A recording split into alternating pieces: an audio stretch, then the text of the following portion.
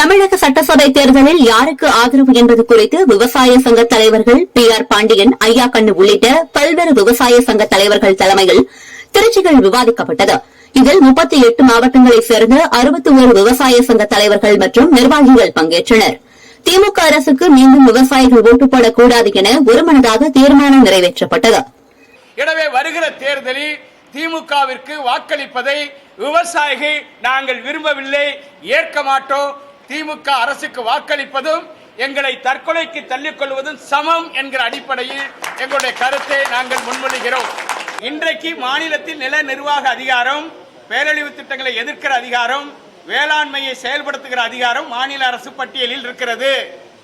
அந்த பட்டியலின் அடிப்படையில் மாநில அரசாங்கம் விளைநிலங்களை பாதுகாக்கப்பட்ட வேளாண் மண்டலத்திலும் விளைநிலங்களை அபகரிப்பது கார்ப்பரேட்டுகளுக்கு தாரை வார்ப்பதற்கும் திமுக அரசு கடுமையான நடவடிக்கைகள் எடுத்து வருகிறது. இது எல்லாரும் தெரிஞ்சது தானே. நீங்க ஓசூர்ல விமான நிலையம் அமைக்கிறதுக்கு 3500 ஏக்கர் நிலத்தை கையகப்படுத்துறீங்க.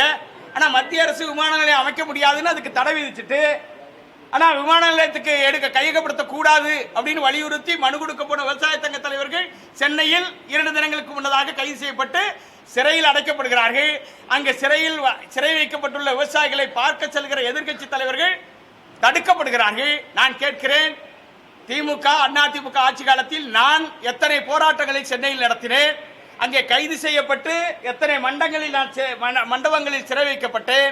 அங்கு எல்லாம் திமுக இன்றைய முதலமைச்சர் அன்றைய எதிர்க்கட்சி தலைவர் ஸ்டாலின் நேரடியாக வந்து எங்களோடு கலந்து பேசி ஆதரவு தெரிவித்து சென்றாரு. இன்றைக்கு ஏன் எதிர்க்கட்சி தலைவர்கள் அந்த கைது செய்யப்பட்டு சிறையில் மண்டபத்தில் அடைக்கப்படுகிற தலைவர்களுக்கு கூட சந்திக்க விடாமல் மறுப்பதனுடைய மர்மம் என்ன? விவசாயிகளுக்கு விரோதமான கொள்கைகளையே தனது திட்டங்களாக திமுக அரசு செயல்படுத்த முயற்சி இருக்கிறதா? விவசாயிகள் திமுகவுக்கு வாய்க்களிப்பார்களே ஆனால் தன் தலையிலே தனக்கு கொள்ளி வைத்துக் கொள்கிறார்கள், தானாகவே கொள்ளி வைத்துக் கொள்கிறார்கள்.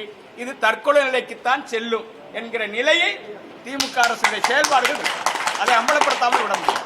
தற்போது கர்நாடக அரசாங்கம் மேகதாட்டு அணை கட்டுவதற்கான திட்டங்களை தயார் செய்து மத்திய அரசிடம் கொடுத்து அனுமதி வேண்டும் என்று வலியுறுத்துகிறது. 5 ஆண்டுகளாகிறது முதலமைச்சர் பொறுப்பேற்று. இதுவரையிலும் கர்நாடக அரசு செயல்பாட்டுக்கு ஒரு முறை அவர் கண்டனம் தெரிவித்திருக்கிறாரா? காவிரி என்கிற வார்த்தை முதலமைச்சரின் வாயில் வந்திருக்கிறதா? மேகதாட்டுக்கு எதிர்ப்பு தெரிவித்து முதலமைச்சர் அறிக்கை கொடுத்திருக்கிறாரா? அப்படி என்றால் அவருடைய நோக்கம் என்ன?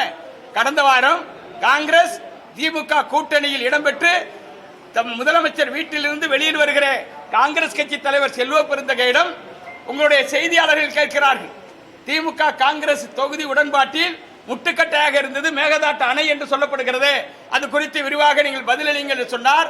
அதை மூடி மறைக்கிறார், மறுக்கவும் இல்லை, மூடி மறைத்திருக்கிறார்.